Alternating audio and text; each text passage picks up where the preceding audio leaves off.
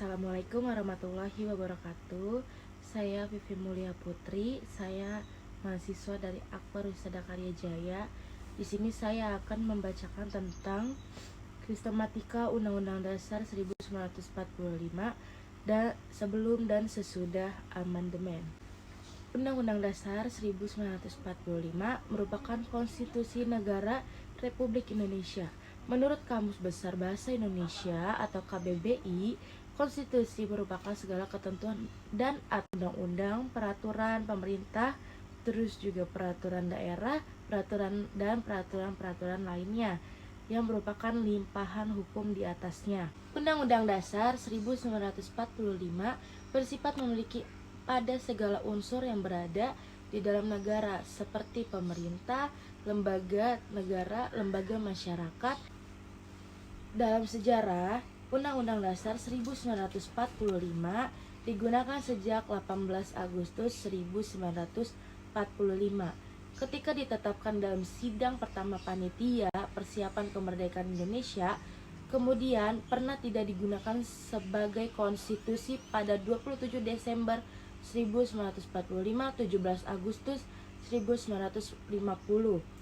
Sejak dikukuhkan kembali Undang-Undang Dasar 1945 sebagai konstitusi negara pada 17 Agustus 1950, Undang-Undang Dasar tidak pernah mengalami pergantian lagi. Peresmian Undang-Undang Dasar 1945 tersebut berdasarkan kepada Dekrit Presiden 5 Juli 1959. Amandemen pertama terjadi pada tanggal 14 sampai 21 Oktober 1999 dalam sidang umum MPR. Yang kedua, amandemen kedua terjadi pada 7 Agustus dan 18 Agustus 2000 dalam sidang tahun MPR. Yang ketiga terjadi pada tanggal 1 sampai 9 November tahun 2000 dalam sidang tahunan MPR. Yang keempat terjadi pada tanggal 1 sampai 11 Agustus tahun 2002 dalam sidang tahun MPR. Sistematika Undang-Undang Dasar 1945 sebelum dan sesudah perubahan.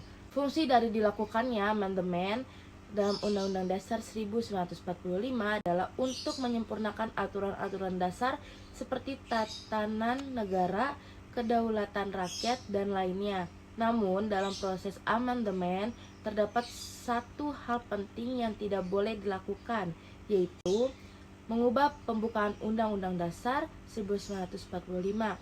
Hal tersebut dapat terjadi karena pembukaan Undang-Undang Dasar 1945 merupakan pokok kaidah fundamental negara. Sistematika Undang-Undang Dasar 1945 sebelum perubahan.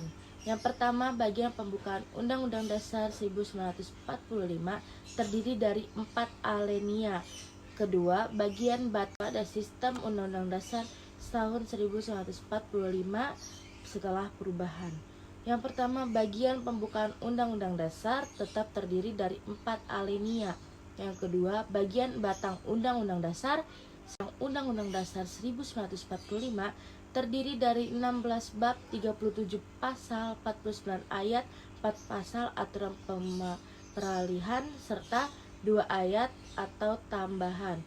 Yang kedua, 1945 menjadi 21 bab, 73 pasal, 1170 ayat, 3 pasal aturan peralihan, serta 2 pasal aturan tambahan.